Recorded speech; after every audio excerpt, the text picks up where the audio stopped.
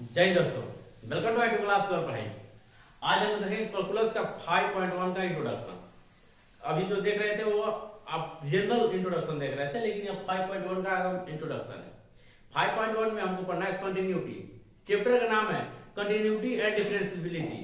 तो कंटिन्यूटी अलग है, डिफरेंशिएबिलिटी अलग है। जो डिफरेंशिएबिलिटी 5.2 से आपको देखने को मिलेगा, जो हम लोग इंट्रोडक्शन में कर चुके हैं, कंफर्म है। लेकिन कंटिन्यूटी अभी आपको देखने को मिलेगा जो 5.1 में पढ़ना है। बहुत ही इंपोर्टेंट चैप्टर है। इसमें कुछ काम 11th क्लास में जो आप कर चुके हैं उसका भी होगा, और बहुत कुछ 12th क्लास का होगा जो नया आपको देखने को मिलेगा, कंफर्म है।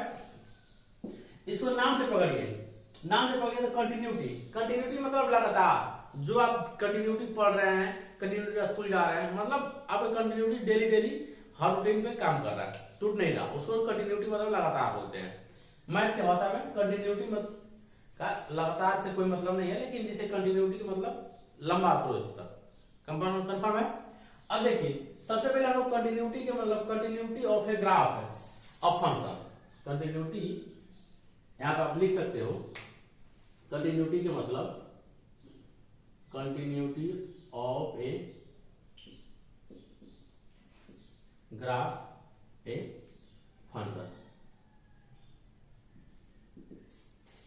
कंफर्म है। अब हम लोग कंटिन्यूटी को दो ग्राफ से समझते हैं। दो ग्राफ क्या है? तो ग्राफ मान लेते हैं, फर्स्ट ग्राफ ये हो गया आपका, ओके। यहां से इसको ले लेते हैं, ओके। F1 मान लेते हैं, ओके। F1 ऐसे करें, या y इक्वल टू, या डायरेक्ट ऐसे भी कर सकते हैं, y equal to F1, okay.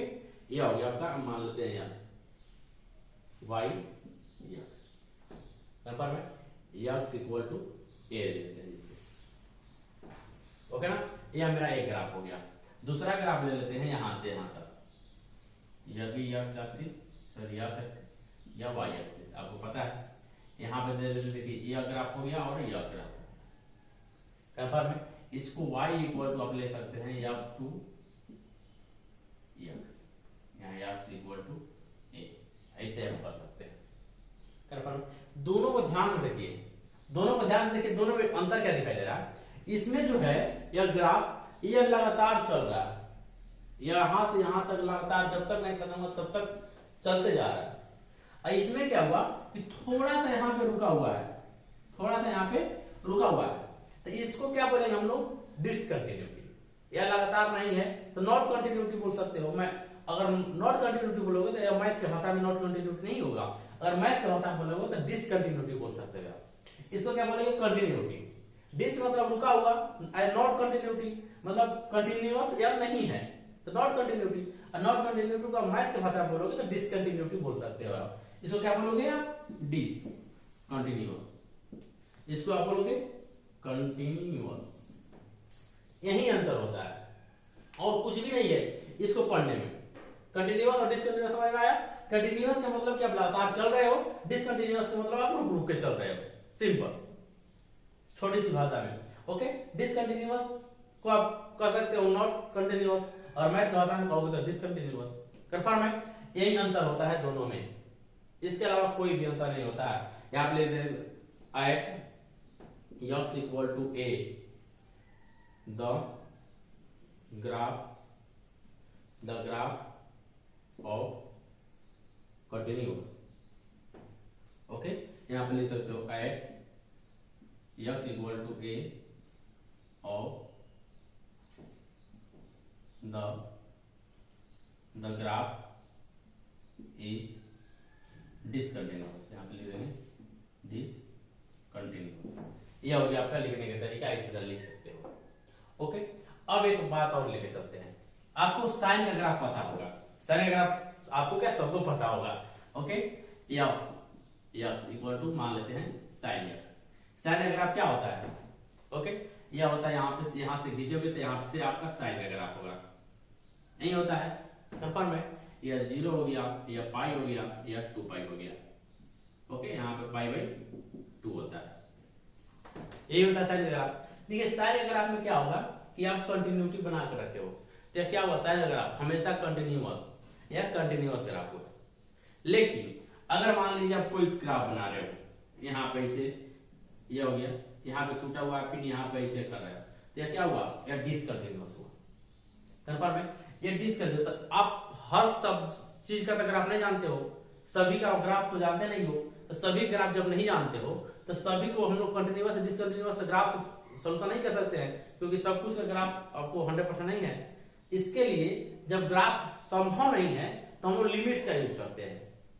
Confirm है, क्या है, लिमिट्स का यूज करते हैं। तो लिमिट क्या है वह देखेंगे आज हम लोग। पूरा कंटिन्यूअस बनाने के लिए जो भी छोटा छोटा बेसिस वाला लिमिट्स के बारे में, वो सब आज हम लोग लिमिट्स के बारे में देखेंगे, जो आपको बतलाएगा कि यह कंटिन्यूअस है या नहीं है। ग्राफ पे छोड़ के, ग्राफ के अलावा यह आपको बतलाता है लिमिट्स, यह कंटिन्यूअस है या नहीं है। ओके, अभी एक अलजेब्रिक आता है अभी कंटिन्यूअस, जिसे लिमिट्स बोलते हैं, लिमिट में बनाने के लिए, उसको बाद में देखेंगे। अभी जनरल हम लोग लिमिट देखेंगे जो बहुत ही इंपॉर्टेंट है, जो कंटिन्यूअस डिसकंटिन्यूअस आपको बतलाएगा। कंफर्म है। आइए अब हम तो देखते हैं लिमिट्स, जो जिसके लिए क्वेश्चन हमने लिया है। ओके, इसको सॉल्यूशन करेंगे आज। कंफर्म है, लिमिट्स के थ्रू बतलाएंगे कि यह कंटिन्यूअस है या नहीं है। तो सबसे पहले लिमिट्स देखने के लिए थोड़ा सा बेसिक देखिए। तो लिमिट्स ज्ञात करने के लिए इसमें थोड़ा थोड़ा पॉइंट का ध्यान दीजिए। देखिए सबसे पहले लिमिट्स को ऐसे लिखते हैं। Okay, confirm. अब यहाँ पे लिमिट्स लिखने के लिए यहाँ पे यक्स, यहाँ पे मान लेते हैं, कुछ भी मान लेते हैं वाट। कंफर्म है, यहाँ पे fx। एक बात ध्यान रखिएगा, क्या कि जो यहाँ पे रहेगा वही यहाँ पे रहेगा, मतलब यहाँ यक्स है तो यहाँ पे यक्स है। यहाँ पे मान लीजिए लिमिट, यहाँ पे y है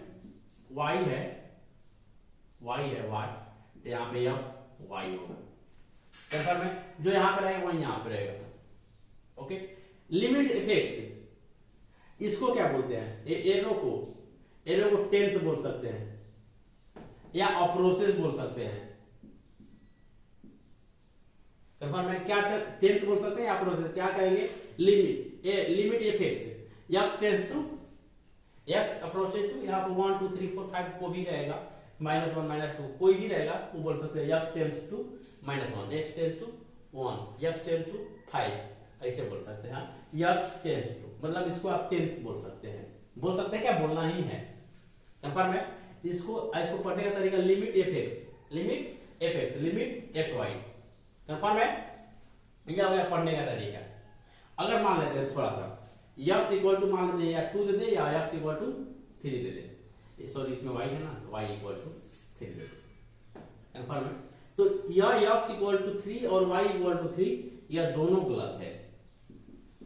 इसका मतलब क्या हुआ कि लिमिट में थोड़ा सा माइनर का अंतर होता है, लिमिट 100% करेक्ट नहीं होता है। जिसे यहाँ पे लिमिट x इक्वल टू 2, ये y इक्वल टू 3, यह गलत है। अगर इसको आप बनाना चाहोगे तो देखिए क्या बन सकता है। यह हो गया मान लेते हैं यहाँ पे 3, इधर 2 आएगा, इधर 4 आएगा, इधर नेचुरल की बात है। कंफर्म है, तो 3 100% नहीं होगा, 3 से माइनस है, यहां से यहां आएगा, 3 के माइनस है, यहां से इधर आएगा, निगेटिव तरफ आएगा।